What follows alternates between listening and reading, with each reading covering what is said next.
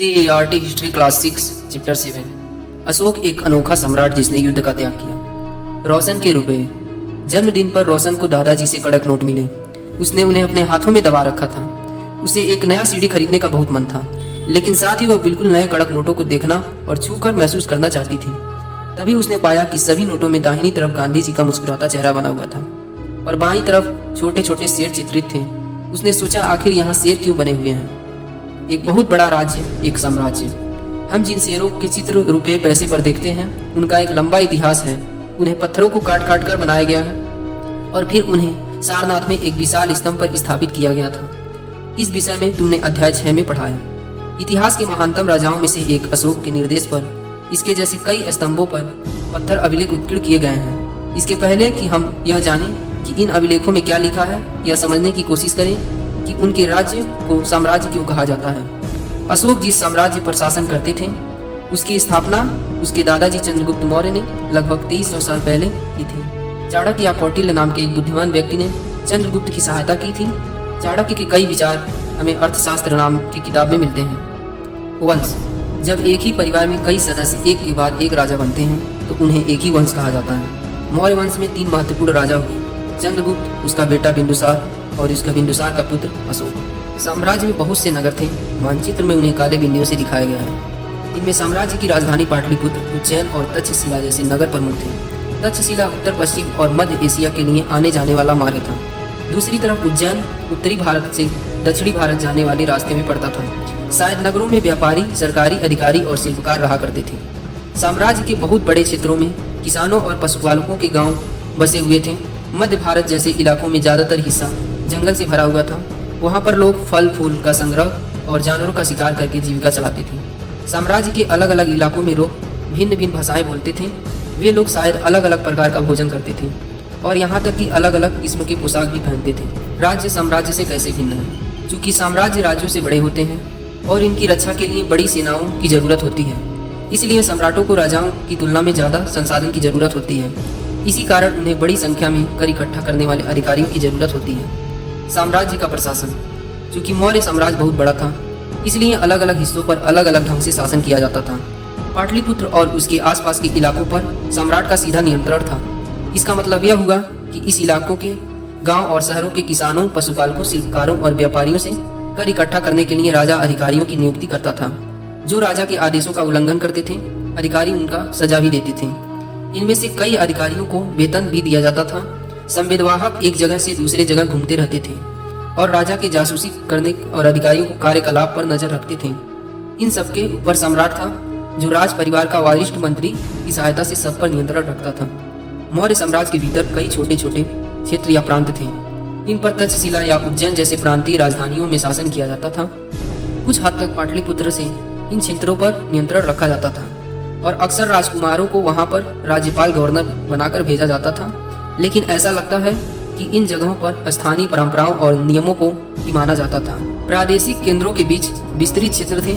इनके इलाकों में मौर्य शासन सिर्फ मार्गों और नदियों पर नियंत्रण रखने की कोशिश करते थे, जो कि आवागमन के लिए महत्वपूर्ण थे। यहाँ से उन्हें जो भी संसाधन कर और भेंट के रूप में मिलते थे, उसे इकट्ठा किया जाता था। उदाहरण के लिए अर्थशास्त्र में यह लिखा है कि उत्तर पश्चिम कम्बल के लिए और दक्षिण भारत सोने और कीमती पत्थरों के लिए प्रसिद्ध था। संभव है कि संसाधन नजराने के रूप में इकट्ठा किए जाते थे। और अंत में जंगल वाले इलाकों आते थे। वहां रहने वाले लोग काफी हद तक स्वतंत्र थे। उनमें यह उम्मीद की जाती थी कि वे मौर्य पदाधिकारियों को हाथी, लकड़ी और मधु, मोम जैसी चीजें लाकर दें। अशोक एक अनोखा सम्राट। अशोक मौर्य वंश के सबसे प्रसिद्ध शासक थे। वह ऐसे पहले शासक थे जिन्होंने अभिलेखों द्वारा जनता तक अपने संदेश पहुंचाने की कोशिश की। अशोक के ज्यादातर अभिलेख प्राकृतिक भाषा और ब्राह्मी लिपि में है। अशोक का कलिंग युद्ध। कलिंग तटवर्ती उड़ीसा का प्राचीन नाम है। मानचित्र 5 पृष्ठ 68 देखो। अशोक ने कलिंग को जीतने के लिए एक युद्ध लड़ा, लेकिन युद्ध जनित हिंसा और खून खराबा देखकर उन्हें युद्ध में वितृष्णा हो गई। उन्होंने निर्णय लिया कि वे भविष्य में कभी युद्ध नहीं करेंगे। अशोक का धर्म क्या था? अशोक के धर्म में किसी देवता की पूजा अथवा किसी कर्म कांड की आवश्यकता नहीं थी। उन्हें लगता था कि जैसे पिता अपने बच्चे की अच्छा व्यवहार की शिक्षा देते हैं, वैसे ही उनका कर्तव्य था कि वे अपने प्रजा को निर्देश दें कि वे बुद्ध के उपदेश से भी प्रेरित थे। ऐसी कई समस्याएं थी जिनके लिए उनमें संवेदना थी कि उनके साम्राज्य में अलग अलग धर्मों को मानने वाले लोग थे और इनमें कई बार टकराव पैदा हो जाता था। जानवरों की बलि चढ़ाने की जाती थी, दासों और नौकरों के साथ क्रूर व्यवहार किया जाता था। इनके अलावा परिवार व पड़ोसियों के बीच भी झगड़े होते रहते थे। अशोक ने यह महसूस किया कि इन समस्याओं का निदान उनका कर्तव्य है, इसलिए उन्होंने धम्ममहांता नाम में अधिकारियों की नियुक्ति की, जो जगह जगह जाकर धम्म की शिक्षा देते थे। इसके अतिरिक्त अशोक ने अपने संदेश कई स्थानों पर शिलाओं और स्तंभों पर खुदवा दिए। अधिकारियों को यह निर्देश दिया गया कि वे राजा के संदेश को उन लोगों को पढ़कर सुनाएं जो खुद पढ़ नहीं सकते थे। अशोक ने धम्म के विचार को प्रसंगित करने के लिए सीरिया, मिस्र, ग्रीस तथा श्रीलंका में दूत भेजे। पृष्ठ 76-77 पर दिए गए मानचित्र 6 में इन क्षेत्रों को पहचानने का प्रयास कीजिए। उन्होंने सड़कें बनवाई, कुएं खुदवाए और विश्राम गृह बनवाए। इसके अतिरिक्त उन्होंने मनुष्य और जानवरों की चिकित्सा की भी व्यवस्था की। अपनी प्रजा के लिए अशोक के संदेश। लोग विभिन्न अवसरों पर अनुष्ठान करते हैं। उदाहरण के लिए जब वे बीमार होते हैं, जब उनके बच्चों का विवाह होता है, बच्चों के जन्म पर और जब यात्रा शुरू करते हैं, तब वे तरह तरह के अनुष्ठान करते हैं। ये कर्मकांड किसी काम के नहीं। इसके बदले यदि लोग दूसरी रीतियों को माने तो यह ज़्यादा फलदायी होगी। ये अन्य प्रकार की रीतियाँ क्या हैं? ये है अपने दासों और नौकरों के साथ अच्छा व्यवहार करना, बड़ों का आदर करना, सभी जीवों पर दया करना और ब्राह्मणों तथा श्रमणों को दान देना।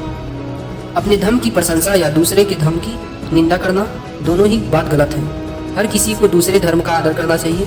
यदि कोई अपने धर्म की बड़ाई और दूसरे के धर्म की बुराई करता है तो वह वास्तव में अपने धर्म को ज़्यादा नुकसान पहुंचा रहा है। इसलिए हर किसी को दूसरे के धर्म के प्रमुख विश्वास को समझने की कोशिश करते हुए उनका आदर करनी चाहिए। भारत के प्रथम प्रधानमंत्री पंडित जवाहरलाल नेहरू ने लिखा है कि उनके धर्मादेश आज भी हमसे एक ऐसी भाषा में बात करते हैं जिन्हें हम समझ सकते हैं और जिनमें हम बहुत कुछ सीख सकते हैं। अशोक ने धम्म के विचारों को दूर दूर तक फैलाने के लिए उन बातों को बताया जो आज आपके अनुसार आज भी प्रासंगिक हैं। अशोक के संदेश के उन हिस्सों को बताया जो आज भी प्रासंगिक हैं। नेत्र।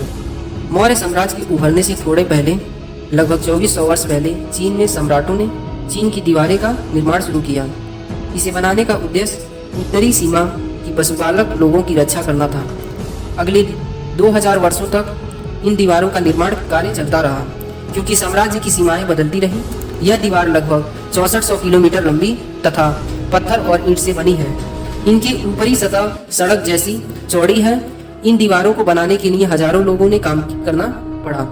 हर 100-200 मीटर की दूरी पर इस पर निगरानी के लिए बुर्ज बने हुए हैं। पड़ोसी देश के प्रति अशोक का रवैया चीनी सम्राटों के रवैया से कैसे भिन्न था? कल्पना करो, तुम कलिंग में रहते हो और तुम्हारे माँ बाप को युद्ध में काफी दुख उठाने पड़े हैं। अभी अभी अशोक के दूत धम्म के नए विचारों को लेकर आए हैं। आप अपने माता पिता और संवेदवाहकों के बीच बातचीत का निर्माण करो। अभी चैप्टर समाप्त हुआ। ऐसे ही और ऑडियो बुक सुनने के लिए हमारे चैनल को सब्सक्राइब करें और बेल आइकन को प्रेस करें। मिलते हैं अगले वीडियो में। जय हिंद।